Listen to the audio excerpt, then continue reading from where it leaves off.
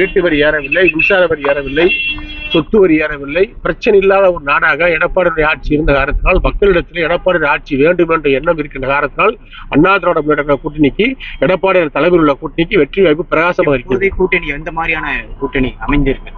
இப்போது அமைந்திருக்கின்ற கூட்டணி வலுவான கூட்டணி தான். அனைத்து அண்ணா திராவிட முன்னேற்ற கழகம், தேசிய முற்போக்கு திராவிட முன்னேற்ற கழகம், புதிய தமிழகம், இப்படி முஸ்லீம் லீக்கினுடைய அமைப்புகள், இஸ்லாமிய அமைப்புகள், கிறிஸ்துவ அமைப்புகள் எல்லாம் வந்து பல்வேறு அமைப்புகள் எடப்பாடியார் தலைமையிலே 100க்கும் மேற்பட்ட அமைப்புகள் எல்லாம் வந்து இன்றைக்கு ஆதரவு கொடுத்திருக்கிறார்கள். மக்கள் மனதிலே எடப்பாடியாருடைய செயல்பாடு, அவருடைய ஆட்சியினுடைய செயல்பாடு மக்கள் மனதில் நிறைந்திருக்கின்ற காரணத்தினால் இந்த கூட்டணி மகத்தான வெற்றி பெறும். திமுக கூட்டணியில இடம்பெற்றிருக்கக்கூடிய ஜவாஹிருல்லா, மல்லிகார்ஜுன கார்கேவுக்கும் காங்கிரஸ் விருப்பம் இன்னைக்கு ஒரு மனம் ஒன்று இருக்கிறாரு. திமுக சார்பில் வந்து பாத்தீங்கன்னா இஸ்லாமியர்களுக்கு எந்த ஒரு முக்கியத்துவமும் கொடுக்குற வேட்பாளர் பட்டியலாம் இஸ்லாமியர் இல்லாது எங்களுக்கு வருத்தம் அளிக்கிறது. ஸோ காங்கிரஸோட வேட்பாளர் படி இஸ்லாமியர்கள் இடம்பெற வைக்கணும்னு சொல்லிட்டு ஒரு மனு கொடுத்துருக்காரு. எப்படி பாக்குறீங்க?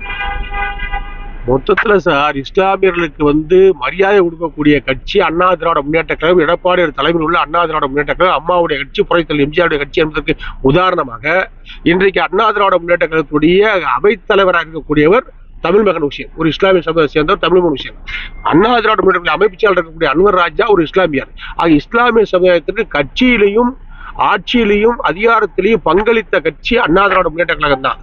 ஆகவே வந்து அவர்கள் அவர்களுடைய உள்ள குமுறலை ஜவஹர்லால் கான் சொல்லுகிறார்.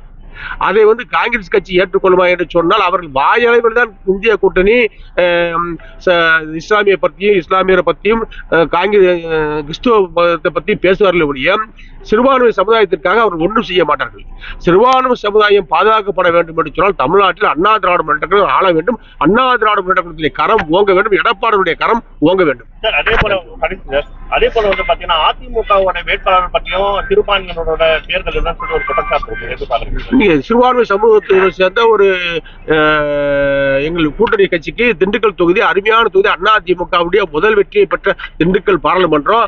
அங்க வந்து அதிமுக வெற்றி பெறும் என்ற உறுதியான நிலைப்பாடு இருந்த நேரத்தில் முஸ்லீம் அமைப்புக்கு அண்ணா திராவிட முன்னேற்ற கழக சார்பு பொதுச்செயலர் எடப்பாடியார் விட்டு கொடுத்திருக்கிறார் வெற்றி பெறுவதற்காக.